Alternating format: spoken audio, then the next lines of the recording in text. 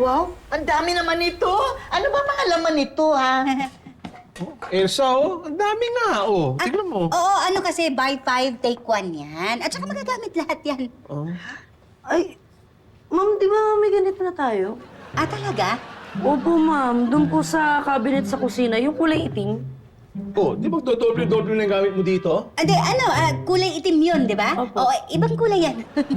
Isa mo ilalagay itong mga to. Yung iba kasi, tinatago ko yung... iniipon ko para ipamigay. Ah, binibigay ni ma'am sa mga nangangailangan. Oo. Ay, ma'am. Marami pa tayong ginagamit na ganito. Meron pa ba? Marami pa? Ay, pwede po kay Aling Mimi yan. Nangangailangan yan eh. Hoy! Kung makapagsalita ka, ha? Eh, bakit po? Eh, di ba lagi naman po kayo nangangailangan ng lagayan ng ulam? Oo. Okay. Oh, di ba? Sir, sabi po ni Mara, kasya naman daw po yung mga makina doon sa storage facility natin. Ay, very good. Pero bago natin i-finalize yung kontrata, gusto ko mag-site visit muna tayo. Ano bang schedule ko bukas? Libre ba ako? Opo, sir. In 2 days pa naman po yung meeting nyo kay Director Agkawili. Ay, okay. Sabihin mo kay Mara, doon na lang kami sa site magkita, ha? Sige po. Sir, Oh. regarding po ulit doon sa meeting nyo with Director Agkawili, Oh, bakit? tinatanong niya po talaga yung sa regalo niya sa inyo. Mukhang ine-expect niyang makita. Ah, yung hanging fish tank. Oo nga. Oo nga. Nakakahiya kung hindi niya makita dito eh. Hindi nga po. Oo, hindi nila makita sa bahay. Siguro, umorder ka na lang online. Naka-order na ako, sir. Ang problema, next week pa po darating. This week na po yung meeting ninyo. Sige, di ba, magpapahanap na lang uli ako. Ha? Sige po. Okay, sige. Sir, kamusta po si Clarissa? Okay naman, pero parang ganun pa rin. Kaya lang, sabi ng kuya niya, kakausapin daw siya. Sana makinig. Ang kinigin, sir. Oo nga. Mabait naman yung batang yan.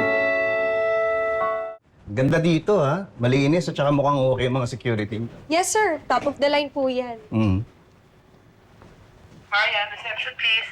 Copy. Excuse me lang po, ah. Okay, sige. Ang bongga ng mga kwarto dito, parang pwede tiran. Kasi ganda nga na negosyo to eh. Tayo nga tayo ng negosyo ka dito. Pwede. Ha? Mm. Can you imagine? Ang liit ng puunan, pero ang laki ng kita dito. Ang daming doors, oh. Tama. Yung idea ng negosyo, okay. Yung idea na ikaw ang kasosyo, parang hindi okay. Hindi, pero sir, tama lang po si Tommy. Kasi ito, ang simple lang ng setup nito. Kailangan lang talaga siya i-maintain. Oo nga. Alam mo, totoo naman, iniisip ko nga, magustuhan kaya ni Chito itong ganitong klaseng negosyo. Ay, pwede po, sir. Talaga? Sabihin mo nga kay Elsa.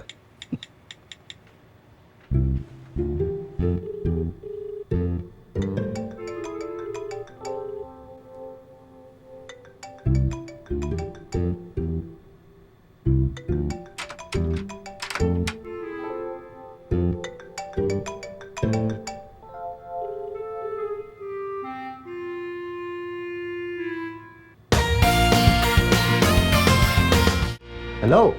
Oh. Hello? Aray ko. Sorry! Hoy! Ginagawa mo dito? Hala ko may pupuntahan ka. Oo! Ma'am? Oo, yung... Hindi niyo naman pala sinabi na dito rin kayo pupunta. Sana sumabay na lang kayo sa amin ni Sir. Ay, akala ko po talaga magkikita kayo. Makita, hindi! Anong ginagawa mo rito? Ha? Anong ginagawa mo rito? Ano kasi? Ma'am Elsa! Nakalimutan niyo po yung susi niyo. Magkakilala po ba kayo? Ang tagal na. O kaya nga ako nagtataka ba't nandito to eh. Madalas po si ma'am dito. At least once a month. Marami po kasi siyang nilalagay sa storage niya. Madalas once a month. Naku, dami. Pinakamalaking storage pa ngayong kinuha ni ma'am. Pinakamalaki! Yes, sir! Punong-puno po yun. Ma'am, pwede po ba namin masilip yung unit nyo? Ha? Ay, para malaman lang po namin kung ano yung mga gamit na pwedeng kumasya. Tignan natin kung gaano karami. Tara, tara, let's go. Silipin natin. Tara po. Tignan natin. Sige na.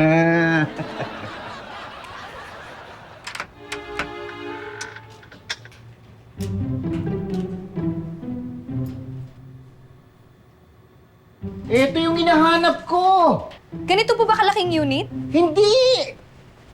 Ito yung hinahanap ko! Itong hanging fishbowl!